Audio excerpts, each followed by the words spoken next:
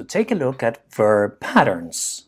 Verb plus ing verb, or two verbs.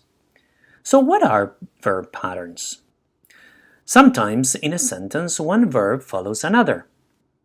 In sentences like these, there are different possible patterns. A. Verb plus ing verb. He likes swimming, for example. B. Verb plus to verb. He forgot to call you last night. C. Verb plus bare infinitive. He can play soccer well. D. Verb plus ing verb or to. He remembered to call me. Or he remembered talking to her. So let's start with A. Pattern A. Verbs followed by ing verbs. These verbs take ing verbs. Hate, imagine, need, like, love, prefer, star, enjoy, etc. However, in North America, some of these verbs can also be used with to. I hate exercising. I hate to exercise. He loves swimming. He loves to swim. They prefer flying. They prefer to fly. Some may argue that there is a subtle change in meaning, but let's not get into that. So these are verbs that follow ing verbs. Acknowledge, delay, excuse, mind, recall, admit, deny, fancy, in the UK, miss, recollect, etc.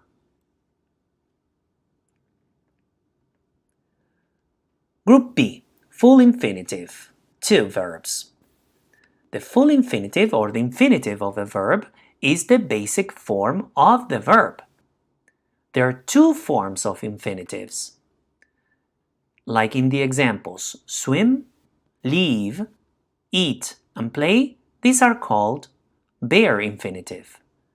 If you add to swim, to leave, to eat, to play, these are called full infinitive.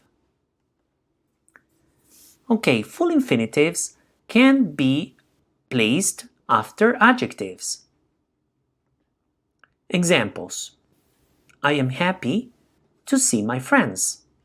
So happy is the adjective, to see is the verb, the full infinitive verb. We were surprised to get first place. Surprised is the adjective, and then to get is the verb, full infinitive verb. The same with they are sad to leave their country. These are verbs followed by full infinitives. Afford, choose, hurry, pay, seem, agree, consent, intend, plan, and want, etc. Group C, infinitives and modals. The modal verbs are, these are just some, can, could, have to, must, might, should, ought to. These verbs always take the bare infinitive. Bare means without to. We mustn't be late for class. We can sing well. So no to. So D, verbs followed by ing verbs or full infinitive verbs. These verbs are followed by ing and to. For example, remember, stop, forget, etc.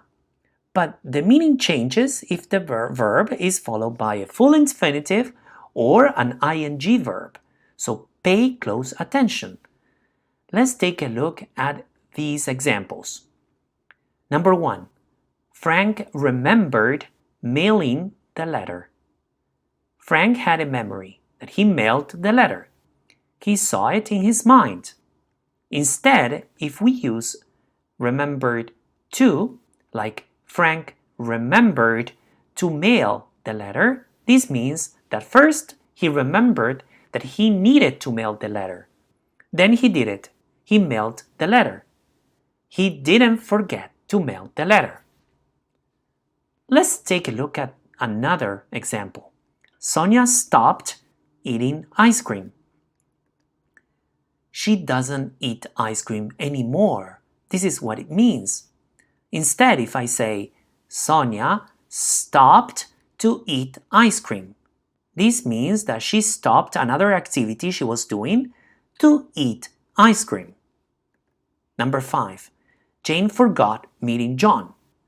Jane met John, but afterwards she didn't remember that. Instead, if I said, Jane forgot to meet John, this means that Jane had planned to meet John, but she didn't meet him because she forgot about the plan. So how do we learn them? One of the best ways to start learning these patterns in a natural way is by having more exposure to the language and by learning them in groups. Another way could be by creating your own sentence. Like this example, I like listening to music on the radio when I drive. Start listening carefully to podcasts or movies and maximize your learning with practice.